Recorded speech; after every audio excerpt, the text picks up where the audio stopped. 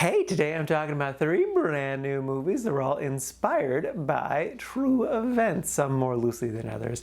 The names of those 3 movies are Belfast, Benedetta, and The Power of the Dog.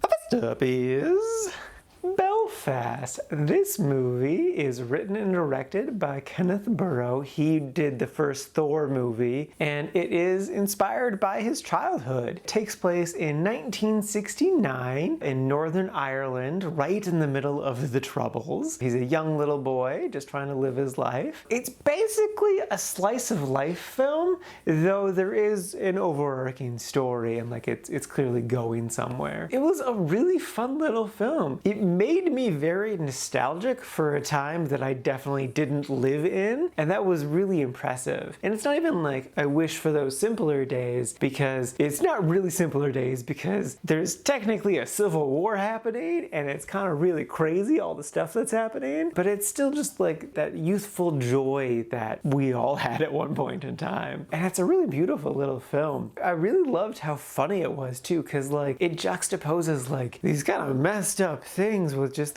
this lighthearted life stuff. Even though all this bad stuff is happening, we still love each other and get along, and lots of fun stuff can happen. It's a real cute little film, and it's 90 minutes, and they pack so much stuff into just that short run time. I really, really loved this film. After walking out of the theater, I'm like, this is why I watch so many movies, because I had zero desire to go see this movie. I saw one trailer for it and was like, oh, I might go watch that, and then just completely forgot about this movie. And the only reason I went to go see it is because it happened to be playing here in town. And I'm so grateful that I did go see it, because I ended up loving this movie. And I wouldn't have watched it had I not forced myself to watch a new movie every single day for a year and a half. So yeah, so I love this movie. It's great. I definitely recommend it. I'm so glad I found it. You're in for a good time if you watch this movie. It's terrific.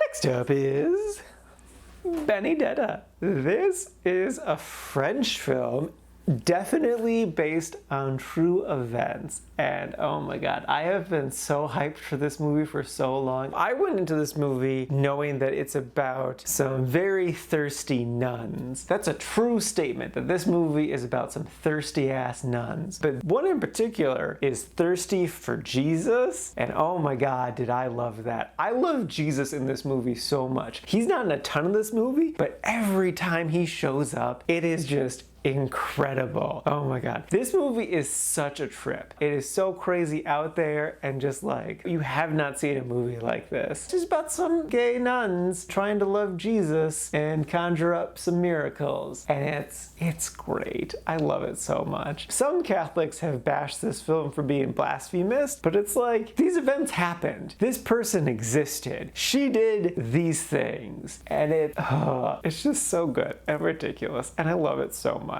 It's definitely not a movie for everyone, because there's a good amount of nudity and sexuality. It's a pretty spicy movie, and if you can't handle Jesus doing some kind of not Jesus-like things, then it's definitely not a movie for you. But if that sounds like it's something you would enjoy, definitely go for this movie. It is just something else. I love it. It's so good. Oh my god. To just demonstrate how much I love this movie, I drove 3 hours there and back again to watch this movie, and that was without a doubt worth it. It's great. I love this. It's so good. It's so good. The French. And lastly is The Power of the Dog. This is a Western set in the late 1920s, and it's about these 2 brothers who are ranchers. One, more of a softie who wants love and life, played by Jesse Plemons, and then the other is a giant asshole, played by Benedict Cumberbatch. And it's just kind of them trying to live the life that they want to live, but it's very contradictory. They just can't be together and live the lives that they want to live, so there's lots of problems there. I went into this thinking it was going to be more of an an ensemble thing. It really more so focuses just on Benedict Cumberbatch, and that's fine. It was still good and interesting. I don't know, I was just hoping for more with everyone else. They did do a good amount of stuff with the other characters. Kristen Dunst is one of the leads in this, and she does a really solid job of slowly breaking down. I really wasn't entirely sure how I even felt about this movie, even after I was done watching it. It's just, I don't know, it's such an interesting movie, and it didn't end how I thought it was gonna end. They did a really good job of having lots of tension throughout the movie, where I kept thinking Benedict Cumberbatch is gonna kill someone at some point. I won't spoil if he does or doesn't, or if someone does die in this movie,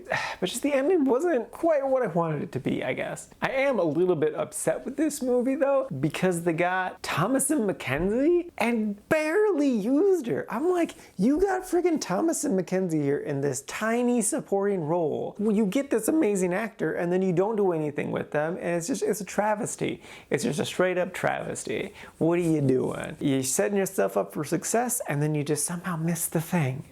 It's still a good movie though.